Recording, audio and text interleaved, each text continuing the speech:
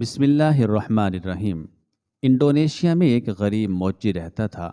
یہ لوگوں کی جوتیاں پالش کر کے اپنا اور اپنی بیوی بچوں کا پیٹ پالا کرتا تھا۔ اس کا اپنی روزی روٹی کا ذریعہ موچی کا پیشہ ہی تھا اور اسی سے یہ اپنا گھر چلا رہا تھا۔ کبھی اس کی روزی بن پاتی تو کبھی نہیں بن پاتی۔ جب کبھی اس کی کمائی ہو جاتی تو یہ گھر کے لیے کھانے پینے کا سامان لے جاتا تھا، جس سے اس کا اور اس کے بیوی بچوں کا گزارا ہو جاتا تھا۔ وہ خود کو اس حال میں ہی خوش رکھے ہوئے تھا۔ وہ ہر وقت اٹھتے بیٹھتے اللہ پاک کا شکر ادا کرتا، کبھی کسی بات کا شکوہ زبان پر نہیں لاتا تھا۔ دن گزرتے گئے۔ ایک دن وہ معمول کے مطابق روڈ پر اپنا صندوق رکھ کر جوتے پالش کرنے کے لیے گاہک کے انتظار میں بیٹھا تھا۔ کافی دیر ہو چکی تھی، اس کے پاس کوئی گاہک نہیں آ رہا تھا۔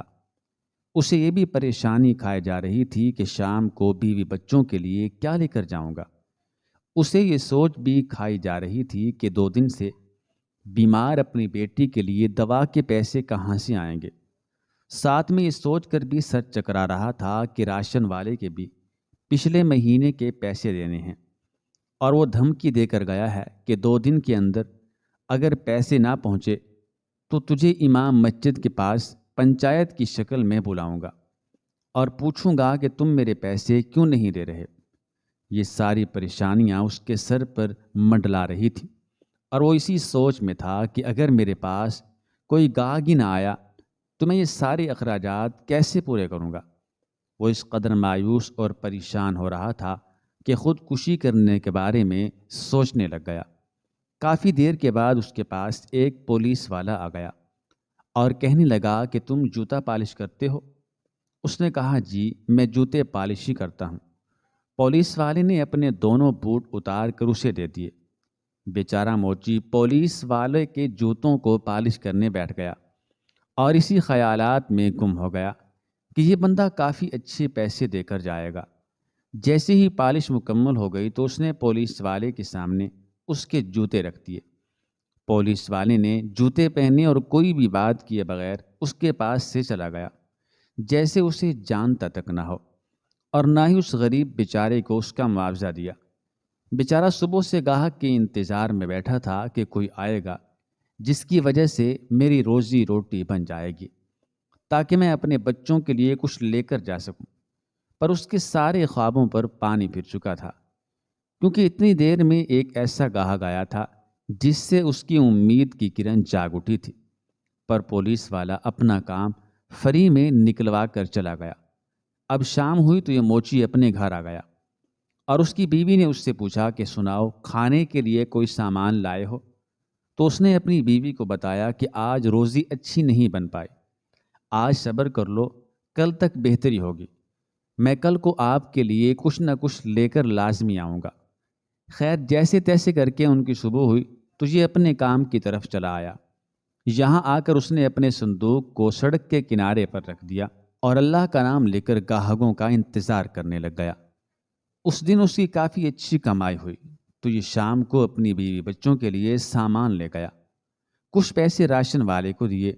خیر، 3-4 دن بعد دوبارہ وہی پولیس والا اپنے 2 اور ساتھیوں کو اس کے پاس لے کر گیا، اور تینوں پولیس والوں نے اپنے جوتے اسے پالش کرنے کے لیے دے دیے۔ اب موچی نے ان جوتوں کو چمکانا شروع کر دیا۔ کافی دیر تک جوتے پالش کرنے کے بعد اس نے ان کو جوتے دیے۔ ان تینوں نے جوتے پہنے اور اس کو پیسے دیے بغیر چلے گئے۔ وہ ان تینوں کا منہ دیکھتا رہ گیا کہ ان تینوں نے مجھے کوئی معاوضہ نہیں دیا، جبکہ میں نے پوری دل لگی سے ان کا کام کیا ہے۔ اب وہ دل ہی دل میں کافی چیزیں سوچ رہا تھا۔ جیسے ہی یہ تینوں پولیس والے سڑک کے کنارے پہنچے تو ان تینوں کو ایک گاڑی نے آ کر ٹھوکر مار دی۔ یہ تینوں بری طرح سے زخمی ہو کر سڑک پر گر پڑے۔ لوگوں نے انہیں اٹھا کر قریبی ہسپتال پہنچایا۔ یہاں پر آ کر ان کی پٹیاں کروائی گئیں۔ کچھ دیر بعد انہیں ہوش آ گیا۔ ان کو چوٹیں کافی لگی تھیں۔ یہ 1 مہینے تک اٹھنے پھرنے کے قابل نہیں بچے تھے۔ یہ تینوں ایک دن آپس میں بات کر رہے تھے کہ ایسا کیا معاملہ ہوا ہوگا کہ ہم پر آفت آ گئی۔ اب ہم 1 مہینے تک اٹھنے پھرنے کے قابل بھی نہیں بچے۔ ان میں پہلا پولیس والا کہنے لگا کہ مجھے اس چیز کا پتہ ہے، ہم پر جو آفت آن پڑی ہے۔ پوچھنے پر اس نے کہا کہ جب میں پہلی بار اس موچی کے پاس گیا تھا جو سڑک کے کنارے بیٹھ کر جوتیاں پالش کرتا ہے، میں نے اس کے پاس جا کر جوتی پالش کروائی اور اسے پیسے دیے بغیر ہی واپس چلا آیا، اور پھر ہم سبھی نے اسے اس کا معاوضہ نہیں دیا۔ ہمیں اسی کی بد دعا کا صلہ ملا ہے، ہمیں اس کی بد دعا لگ گئی ہے، اس کو ہم نے خفا کیا ہے، اب اسی سے ہی معافی مانگیں گے تو ہماری مصیبت ٹلے گی۔ ان تینوں پولیس والوں نے اپنا ایک بندہ اس موچی کے پاس بھیجا اور اس موچی کو اپنے پاس بلوایا۔ وہ بیچارہ ڈر گیا، سوچنے لگا کہ میں نے تو کبھی کسی کے ساتھ زیادتی نہیں کی، بھلا یہ مجھ سے کیا کام چاہتے ہیں۔ موچی گھبراتا ہوا ہسپتال کے اندر آ گیا۔ یہاں پر آ کر اس نے ان تینوں سے ملاقات کی۔ ان تینوں نے اس سے معافی مانگی اور کہا کہ ہم آپ کے پاس آتے تھے اور آپ کو بغیر پیسے دیے پالش کروا کر چلے جاتے تھے، اس وجہ سے ہمیں سزا مل گئی جس کو آج ہم بھگت رہے ہیں۔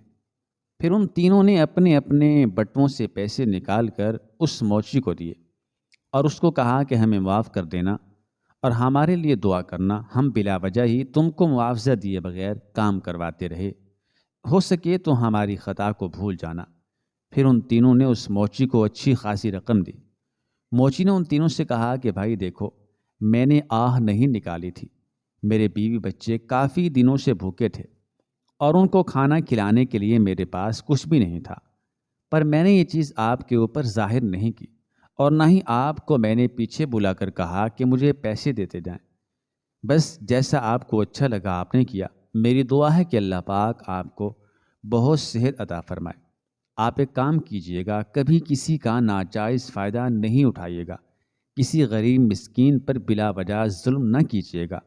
ناظرین، غریبوں، یتیموں اور بیچاروں پر کبھی بھی کسی قسم کی زیادتی نہیں کرنی چاہیے، کیونکہ ایسے لوگوں کے ساتھ اللہ ہوتا ہے اور وہ خود ان کا بدلہ لیتا ہے۔